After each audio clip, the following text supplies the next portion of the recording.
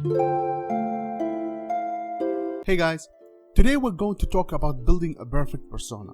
Every single persona, no matter what level, ends up with a total of 304 stat points split across the 5 attributes at level 99. These stat points are scattered across the following stats: Strength, which impacts your physical damage like melee and gun attacks. Magic, this impacts your magic type damage. Endurance, this is basically your defense.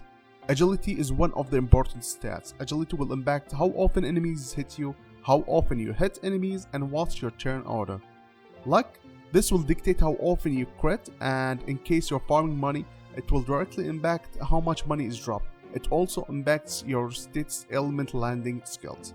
I've read some rumors that it impacts the drop chance, but I didn't see any difference myself. Maybe I'm just unlucky that my 80 plus luck personas aren't getting any drops more often than the ones with low luck, but I don't think it justifies any investment in luck unless that persona itself requires luck. So moving on. You saw the list of my personas. Some stats are very low while the rest of the stats are near the cap. Why am I doing this? For a simple reason: perfect builds. We'll talk more about this later, but now I just want to explain how you can achieve this, and if you're still interested in the reasoning behind these decisions, keep watching until the end. So you have a persona you want to use and have a specific build in mind. What you want to do is head into the Velvet Room, talk to Igor, and then pick the Create New Persona option. From there, head into the Strengthen Persona option, pick your target persona and the persona you want to sacrifice. For this to work properly, you want to level up once or twice at most in a single sacrifice, because it's easier to control where the stat points go. The stats which will increase will be displayed in yellow, whereas the stats which won't be increasing will remain dark. If the growth isn't to your liking, cancel the transaction by pressing circle, then immediately press X again. This will take you back to the results screen, and this time you should be seeing some different results. If you're increasing by 1 level, then that's a 3 stat points increase. If you see 3 stats flashing, it means each stat will increase by 1 point. If you see only 2 stats in yellow, that means one stat will increase by 2 points and the other one will increase by 1 point. There is no way for you to tell which stat will increase by 2 and which will increase by 1. It's totally random.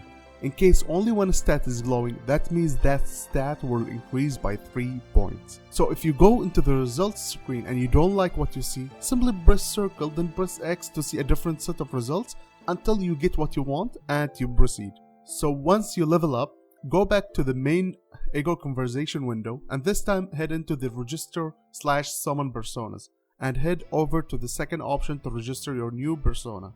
You want to register your persona because you increased the stats you wanted and you want to continue increasing the stats without waiting for a full day in game, since you can only strengthen a persona once a day.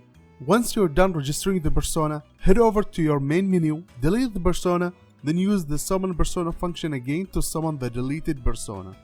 If you head over to the strengthen persona menu, you will see that the persona is now available for strengthening, and you can repeat the first step. As long as you have the money, you can do this whole cycle to level 99 in a single in-game day.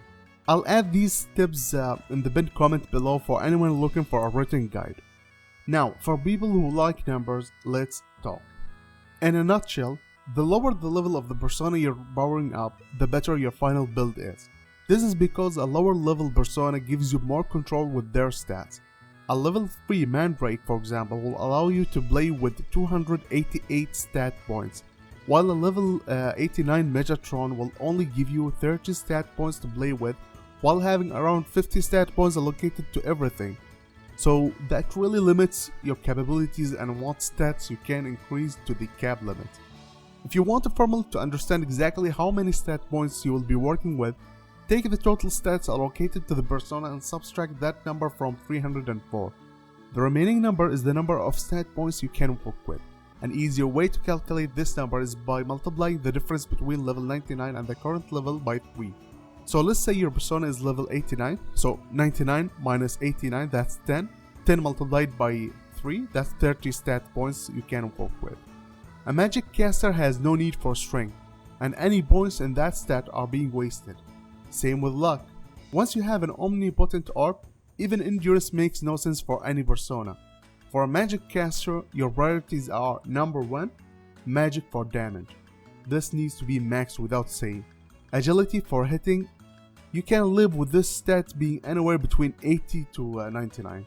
Endurance, which will reduce your damage in case you're not using an omnipotent orb, you can live with this stat being anywhere between 60 to 80, and if you want to push the envelope, you can go for 99. Keep luck and strength as low as possible because you don't need them for a magic damage caster. Physical hitters are a bit more complicated. Your number one priority for physical hitters will be strength because it directly impacts your damage. Then you need agility because it impacts how often you land your hits. And your third priority is luck because it will control how often you will crit, and only physical attacks will crit. Magic doesn't crit, so it's not important for magic, but for physical attacks this is key. Endurance in case you're not using omnipotent orb, and magic is useless for a physical hitter, so keep it as low as possible. A good build for physical hitters is to max strength, then tune agility and luck to somewhere between 70 to 90 depending on how bad you need endurance. So, have you been using different builds from these, or are the default random builds doing the trick for you? Head over to the comments and let me know what build is giving you the best results. I especially want to hear from you if you're playing on hard or merciless difficulties. As usual, drop a like if you enjoyed or learned something new, and subscribe for more content like this. Thanks for watching, goodbye!